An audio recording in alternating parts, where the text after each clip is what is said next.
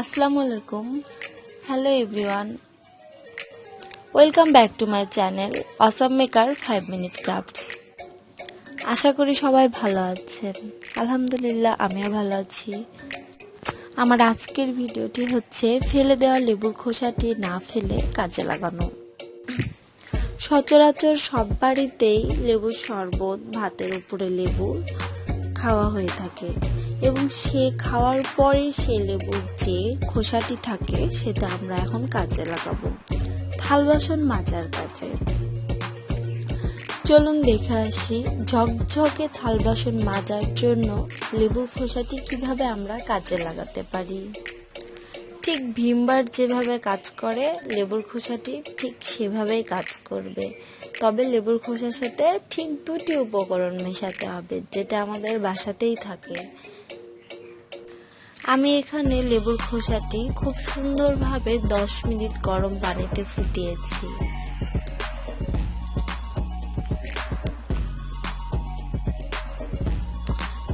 সাধারণত লেবুর খোসা এভাবে ধরলে 2 অর্ধেক হবে না, ফুটানোর পর লেবুর খোসাটি গলে গেছে, এজন্য দেখুন আমি হাত দিয়ে 2 অর্ধেক করলাম, হয়ে গেল। তাহলে এখানে বোঝা যাচ্ছে আমার লেবুর খোসাটি সেদ্ধ হয়ে গেছে এবং সেটা আমি একটি ব্লেন্ডার জারে নিলাম। তার মধ্যে এখন আমি অল্প একটু পানি মেশাবো। আপনারা ঠিক পরিমাণটা বুঝতে পারবেন। 1 কাপ লেবুর খোসা আছে এখানে এবং আমি 1 কাপের একটু কম পানি মেশালাম। এখন এটা আমি ব্লেন্ড করে নিব।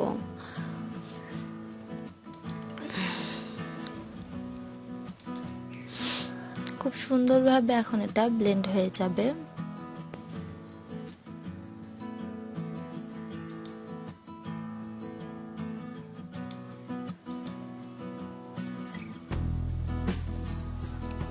আমার ব্লেন্ড করা কমপ্লিট, দেখুন। এখন আমি একটি ছোট নেট নিয়ে নিয়েছি, তার মধ্যে সে ব্লেন্ড করা লেবু দিয়ে দিলাম এবং এটা এখন আমি চিপে চিপে লেবুর যে একটি পানি আছে সে পানিটি বের করে নিব। দেখুন বারবার একই পদ্ধতিতে আমি লেবুর সে পানিটি বের করে নিচ্ছি। ঠিক একই পদ্ধতিতে যতটুকু লেবুর ব্লেন্ড করা আছে আমি সে পানিগুলো বের করে নিব। আমার বের করে নেওয়া কমপ্লিট। এখন আমি এতে সোডা মেশাবো। ঠিক 2 চামচ সোডা আমি এখানে দিয়ে দিলাম। খাবার সোডা, এটা আমরা সবাই এই সোডা কেকে ব্যবহার করে থাকি, খুব পরিচিত একটি জিনিস। এখন এখানে আমি সবার বাসাতে হুইল পাউডার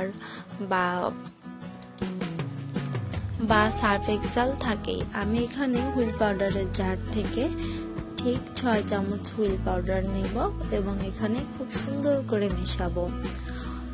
অনেকে এখানে ফুড কালার মেশায়, আমি বাসায় যেহেতু উপকরণটি তৈরি করছি আমি এজন্য এখানে কোনো ফুড কালার, আবার অনেকে হলুদ মেশায় শুধুমাত্র কালার হবার জন্য, ওটা কোনো কাজে লাগবে না। আমি এখানে হলুদও মেশাবো না, কারণ আমি তো বাসায় উপকরণটি বানাচ্ছি। কালার না হলেও চলবে। আমি এখানে খুব সুন্দর করে মেশাচ্ছি উপকরণটি, অনবরত লেড়ে মেশাতে থাকবেন। ঠিক ভালোভাবে মেশানো হয়ে যাবার পর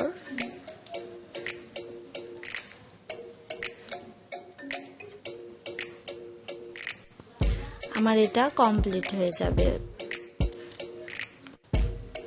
আমি এটা আবার ব্লেন্ডারের জারে ঢেলে নিচ্ছি, কারণ যে বোতলে আমি এটা রাখবো সে বোতলে রাখতে যেন আমার সুবিধা হয়।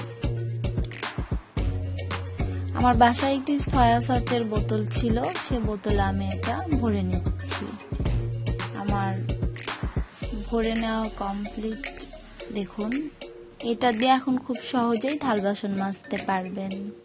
সবাই ভালো থাকবেন। আমার ভিডিওটি ভালো লাগলে লাইক, কমেন্ট এন্ড শেয়ার করতে ভুলবেন না। আল্লাহ হাফেজ।